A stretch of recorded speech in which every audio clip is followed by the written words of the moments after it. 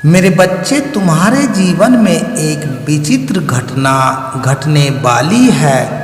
इस घटना के घटते ही तुम्हारे और तुम्हारे साथी के जीवन में बहुत बड़ा परिवर्तन आएगा।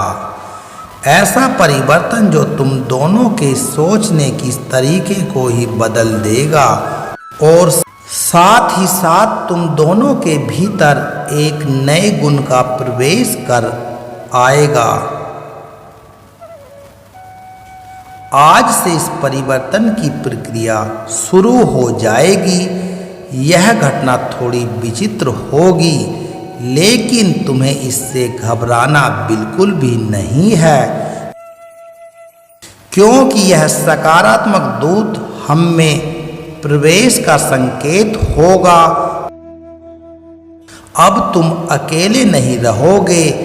दूत आज से यह देख पाएगा कि तुम्हारे पास आने वाले सब कष्ट अपने आप ही तुमसे दूर होने लगेंगे।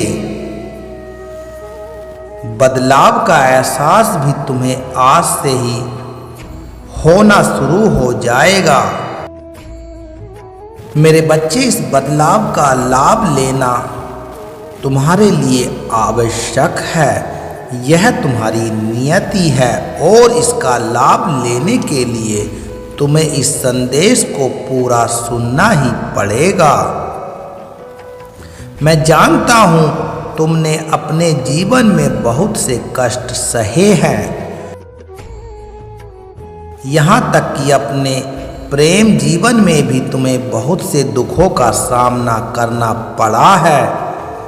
तुम जब भी प्रार्थना करते हो, मेरा स्मरण करते हो, तब मैं तुम्हारी सारी बातें सुन रहा होता हूँ।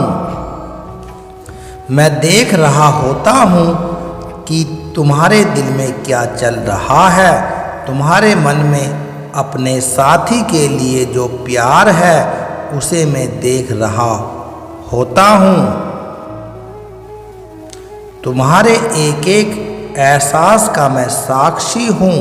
मैं जानता हूँ कि तुम्हारे भीतर कितनी चंचलता, कितनी निर्मलता और कितनी साधारणता भरी है। बाहरी रूप से तुम भले ही इस माया जाल के भंवर में फंसे हो, लेकिन आंतरिक रूप से तुम्हारा हृदय केवल आध्यात्मिक की ओर झुका है। आंतरिक रूप से तुम केवल मुझे याद करते हो। वर्तमान से तुम केवल मुझे पाना चाहते हो। तुम मोक्ष चाहते हो, मुक्ति चाहते हो। इस घेरे में रहते हुए, इस भूलोक में सभी अनुभव का एहसास करते हुए भी तुम मुझे पाना चाहते हो। प्रेम में तुम मुझे ढूंढते हुए, दूसरों की सहायता में तुम मुझे ढूंढते हो। मैं जानता हूँ जब तुम किसी की सहायता करते हो तो तुम कितना अच्छा महसूस करते हो। तुम मुझे स्मरण करते हो, मुझे दिल से याद किया करते हो। मेरे बच्चे, मैं तुमसे अलग नहीं हूँ। मैं विभिन्न रूपों में तुम्हारे सामने आया हूँ। यदि तुम अपने मस्तिष्क पर जोर डालोगे तो तुम यह जान पाओगे कि मैं अनेक रूपों में तुम्हारे सामने था। मेरे बच्चे, तुम महान प्रेम के साथी बनने वाले हो। तुमने अपने जीवन में जो भी कष्ट सहे हैं, उन कष्टों को सहते हुए भी तुमने सच्चाई के मार्ग को नहीं छोड़ा है। तुमने ईश्वर के मार्ग को कभी नहीं छोड़ा है। तुमने कभी किसी का बुरा नहीं चाहा है, कोई ऐसा काम नहीं किया है, किंतु कुछ ऐसी बातें हैं जिन पर तुम्हारा नियंत्रण नहीं है। तुम्हारे इंद्रियों पर तुम्हारा नियंत्रण बहुत लघु है। और मेरे बच्चे, जिस व्यक्ति की इंद्रियां उसके पास में नहीं होती हैं, वह धीरे धीरे अपनी इंद्रियों का गुलाम होता जाता है, वह अपने मन का दास बन जाता है। और जो व्यक्ति अपने मन का दास बन जाता है उसके सत्कर्म भी बुरे कर्मों में बदलने लगते हैं। वह न चाहते हुए भी ऐसी हरकतें करता है जो उसके लिए उचित नहीं होती। तुम जानते हो कुछ ऐसी हरकतें हैं जो तुम्हारे लिए ठीक नहीं हैं, उसके बावजूद केवल अपने मन के गुलाम होकर तुम उन क्रियाओं को करते हो।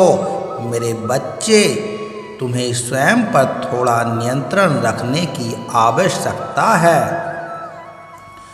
क्योंकि तुम्हारा हृदय पवित्र है, तुम्हारी आत्मा स्वच्छ है। मैं नहीं चाहता कि बिना कुकर्म किए तुम्हारे सत्कर्म को कर्मों में बदला जाए। मेरे बच्चे, इसलिए तुम अपने ऊपर नियंत्रण करना प्रारंभ कर दो। साथ ही तुम्हें अब तक जो भी कष्ट सहे हैं उन कष्टों का अंत होने का समय आ गया है। आज से तुम्हें तुम्हारे जीवन में बदलाव देखने को मिलेगा। तुम्हारा विकास देखकर सभी लोग आश्चर्यचकित रह जाएंगे। तुम बस केवल ऐसी ही महादेव पर अपना विश्वास बनाए रखना। महादेव जी के आशीर्वाद को प्राप्त करने के लिए हर हर महादेव अवश्य लिखें। महादेव जी आपका कल्याण करेंगे। अगर यह वीडियो आपको पसंद आई है तो कृपया लाइक करें, कमेंट करें और हमारे चैनल को सब्सक्राइब जरूर करें। आप सबके द्वारा यह वीडियो सुनने के लिए आप सबका तहे दिल से बहुत बहुत धन्यवाद।